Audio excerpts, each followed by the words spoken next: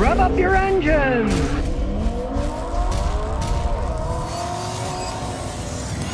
Okay, here we have a Nissan Armada. It's got a problem many cars have. It starts up and it races too high and then it cuts down. Of course, we're going to scan it first because you never know what's hiding. Turn on the L scan tool, plug it in, then turn it on and let it do its thing. Now this thing's got some magic knockers in here. You can hear it knocking away. Who cares? They often do that. We'll go to Intelligent Diagnose. Here we go. And the numbers are rolling. Let's see if we can figure out what this vehicle is. Let's do a full system diagnosis. We'll do a system scan. Here we go. As usual, it's going to take a while. Absolutely everything on a modern car is run by computers. You get a weird problem like it idles too high in the beginning. Always start with the scan. Could be a simple sensor. Something real easy. You don't want to go pulling your hair out only to find out it's some dumb sensor that the computer will tell you about in about 5 minutes of scan time. You can see this new one's faster. Look.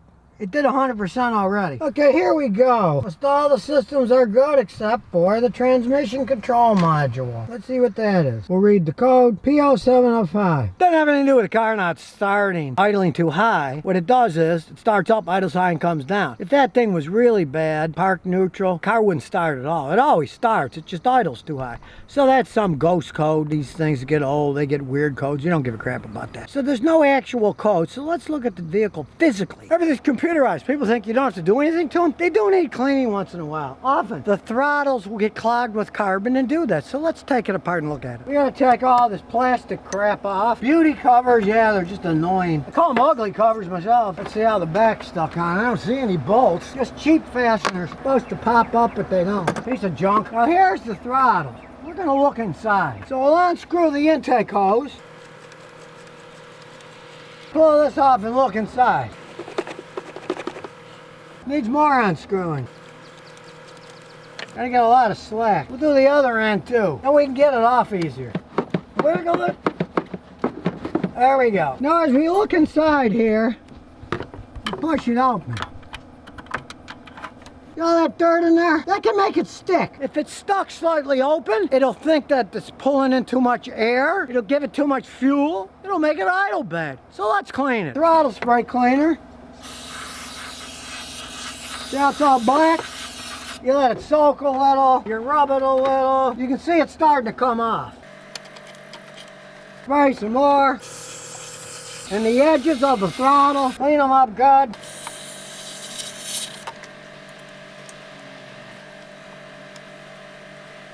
You can see the black crud is coming off. You want to keep wiping it until you no longer feel or see a ridge in here. Needs a little more spray.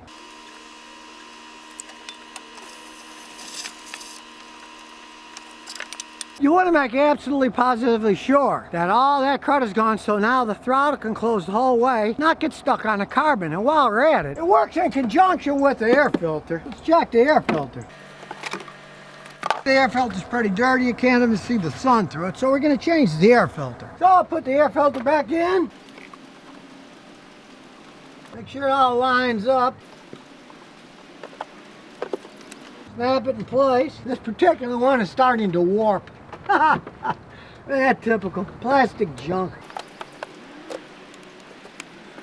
There we go. And we'll put the housing back in. You have to wiggle the crap out of it to get it back on. Gotta make sure it's sealed, so really gotta wiggle it a lot. There it goes. Now it's on the tang, it's sealed. Now I find screwdrivers sometimes don't get them tight enough. So in this case, I'm going to use my little ratchet, and this is an 8mm socket. Then you don't have to worry about them being loose. And make absolutely sure this is airtight. I take the clamp off, slide them on, then put the clamp back on. Sometimes they'll snag on the bottom if you don't take the clamp off. So with it off, you can feel it's tight the whole way, then put it back on. And like I say, if you use a socket, you'll get it tight. Use a screwdriver, it might suck air and not be tight enough. You want to make sure it's snug, because you don't want it sucking air.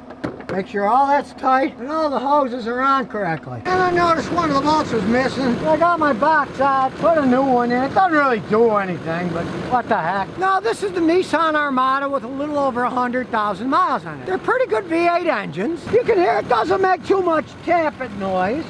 The engine seems okay. Under 6,000 miles, so as long as we're here, we might as well just look at the live data. Battery voltage is normal. So far all that stuff looks normal. Temperature's normal. We're looking at the air-fuel ratio.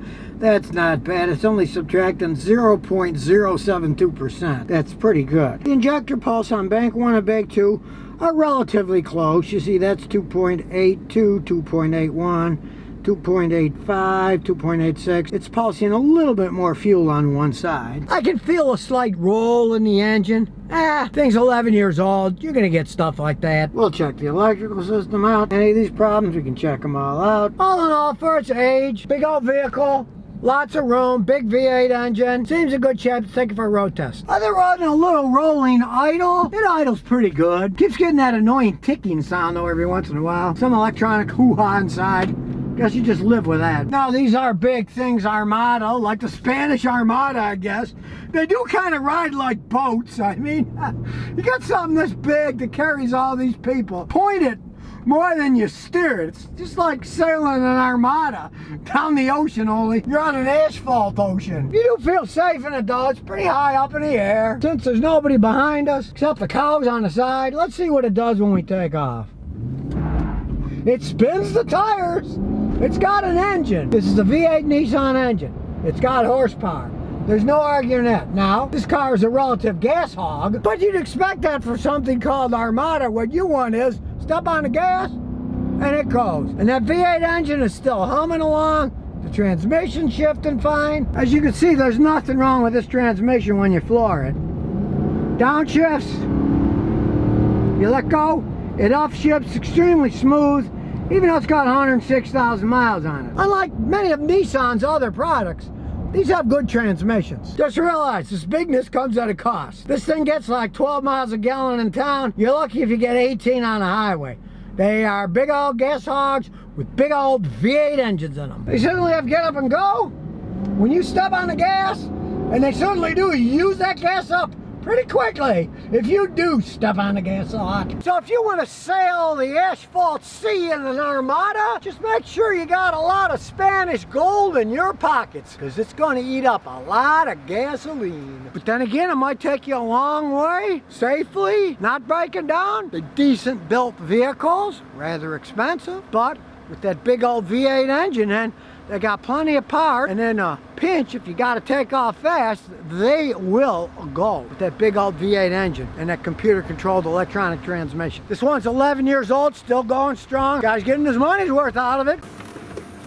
And here's some bonus questions and answers. David Kevin 03 says, Scotty, help. I got a 2017 Honda Civic, 28,000 miles. AC is hot on one side and cold on the other. It only happens on hot days. Help. You're probably just low on refrigerant. Here's the reason why. You got your compressor. Then it sends the refrigerant inside to the dash and the evaporator. Generally, they'll blow cool on the passenger side and warm on the driver's side because the passenger side is closer to that end of the evaporator. It takes the cool out, and by the time it reaches the other side, there's not enough left, so the driver's side is warm. All cars leak refrigerant that have regular compressors that runs off fan belts. The fan belt spins a shaft. The shaft has a seal. If the seal was a perfect seal, it would burn out. It would be a rubber on metal, it would burn out. It has to be lubricated by oil. That's AC oil. Well, a little bit has to leak at a time to lubricate it. Now, I've seen Toyotas that you only had to red refrigerant once every 10, 12 years. But they'll leak out eventually. Hondas, they leak out faster. Sometimes every 3 or 4 years, I got to put refrigerant in my customer's car. So make sure you just need some refrigerant added. If you don't mind trying it yourself, go to an auto parts store. You can buy that ad can. You can hook it up, run it. Let's say it's 20 PSI. You'd run it till it's like 30, 32 PSI. Shut it off, and it'll probably work perfectly fine. If you're into weird custom cars, you might want to check out a new show that's out there. It starts, I believe, July 8th. It's called Big Kenny's Crank It Up Garage.